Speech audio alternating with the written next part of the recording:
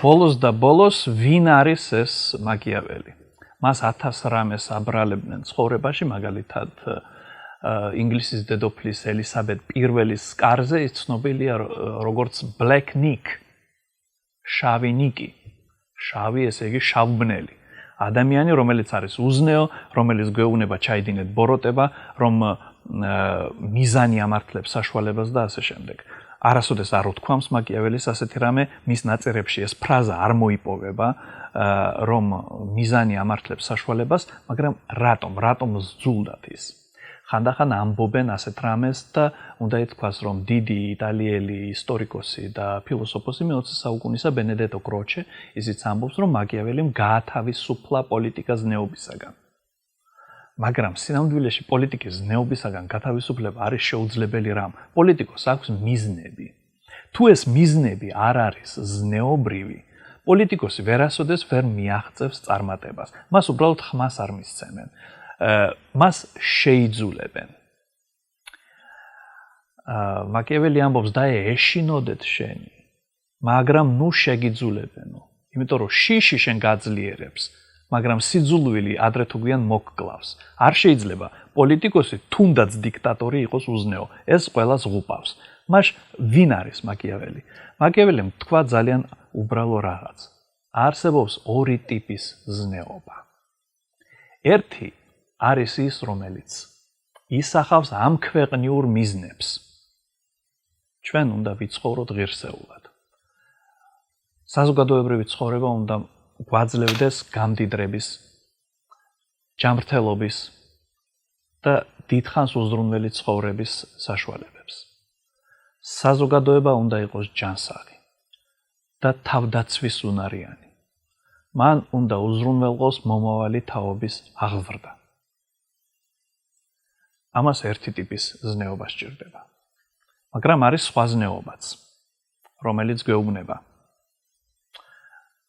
ადამიანმა უნდა იბრძოლოს პირადი ცხოვნებისათვის და ეს ცხოვნება მოდის მისი სიკვდილის შემდეგ. ადამიანმა უნდა შეიყვაროს მტრები. ადამიანი უნდა იყოს აუცილებლად გულმოწყალე დავრდომილთა მიმართ, თუნდაც ეს გულმოწყალება ამცირებდეს მის თავდაცვის უნარიანობას. ადამიანი უნდა იყოს თავგანწირული, არ აფასებდეს თავის ცხოვრებას, რადგანაც ამ ცხოვრების მიზანი არის სიკვდილის შემდეგ და მის მიღმა.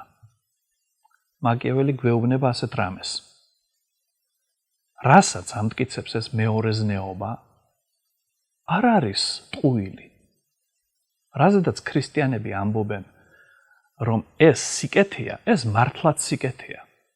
რაზედაც ქრისტიანები ამბობენ, რომ ეს არის ბოროტება, მართლაც ბოროტებაა. უბედურება იმაში კი არ მდგომარეობს, რომ ქრისტიანები ცდებიან ან ტყუიან. უბედურება მდგომარეობს იმაში, რომ ადამიანი ვერასოდეს იქნება ისეთი, რომ სრულყოფილად შეასრულოს ქრისტიანული იდეალი, რომ მიაღწიოს მას ისე, რომ საზოგადოება არ დაზარალდეს. ძალიან კარგი იქნებოდა, რომ ადამიანები ყოფილიყვნენ ისეთები,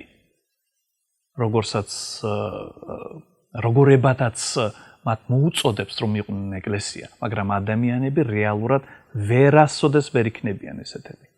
ყველა ხელმწიფე, ყველა პოლიტიკოსი ზოგადად რომ თქვა, დაღუპა ადამიანის გაიდეალებამ. ანუ სასურველის დასახვამ რეალობად. თუ შენ შეხედავ ადამიანებს ისე, როგორებადაც შენ გინდა რომ იყვნენ ისინი და არა ისე, როგორებიც არიან სინამდვილეში, შენ ვერასოდეს ვერ მიაღწევ წარმატებას და გააუბედურებ ყველას. აი, ეს არის მაკიაველის ძირითადი იდეა, რომელიც უნდა ითქვას, რომ ამ იტალიელმა მოაზროვნემ გამოხატა პირდაპირ რომ თქვა ცუდად. რატომ? იმიტომ კი არა, რომ ის თქვა ცდებოდა ან ეს იყო ისეთი სიახლე, რასაც ვერავინ გაიგებდა და ასე შემდეგ. არა. მაკიაველიმ ეს არ გამოხატა და არსად არ თქვა ცხადად. ეს არის შემდგომი დროის მონაპოვარი, შემდგომი ახსნის შედეგი. და კაცობრიობას ძალიან დიდი შეცდომების ხარჯზე, ძალიან ძნელი გზის გავლა მოუწია, რომ უბრალოდ მიმხვდარიყო იმას, თუ რას ეუბნება მას მაგიაველის ტექსტები და შეიძლება ითქვას, რომ თვითონ მაგიაველის კარგად არ ქონდა გაცნობიერებული ეს. მან ვერ მოასწრო ამის გაცნობიერება. ის 1527 წელს, როდესაც მედიჩების ოჯახი კვლავ დაუბრუნდა ფლორენციას, ისევ ქალაქში ჩავიდა და მიიღო მონაწილეობა არჩევნებში. დამარცხდა. რადგანაც ქალაქის პარლამენტში ასეთი თვალსაზრისი გამეფდა, რომ მაკიაველი ვინ არის ეს? ეს ხომ მეცნიერია, რა შეგვიჭირდება მეცნიერების, მარხვაში ზის და წიგნებს კითხულობსო. იმის მაგიერ რომ ილოცოს. მაკიაველი დამარცხდა და მძიმე ფსიქიკური ტრავმა მიიღო შედეგად, დაავადდა და სულ რაღაც 2 თვეში გარდაიცვალა. სიკვდილამდე 10 დღით ადრე მან ჩაწერა თავისი სიზმარი. სიზმარი იყო ასეთი: თითქოს და ის გარდაცვალების შემდეგ დგას გზის გასაყარზე და ხედავს 2 სხვადასხვა მიმართულებით მიმავალ ადამიანების ჯგუფს.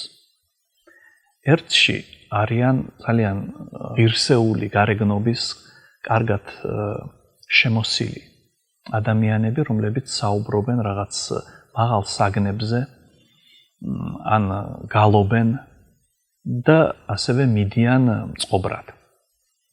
მეორე ჯგუფში არიან სხვადასხვა სახის ღარიბები, მათხოვრები, ადამიანები, რომლებიც რაღაც უწესრიგოდ და უსისტემოდ ლოცულობენ, გაიძახიან ერთსა და იმავე ფრაზებს. მაგიაველი ეკითხება ამათ, ვინ ხართ თქვენ? პირველ ჯგუფში ოფნი ეუბნებიან, ჩვენ ვართ თავარი კაცობრიობის, ასე ვთქვათ, თავარი მოაზროვნეები, ადამიანები, რომლებმაც წინ წავწიეთ ცხოვრება, რომლებმაც გავიმარჯვეთ ცხოვრებაში და ჩვენ მივდივართ ჯოჯოხეთში.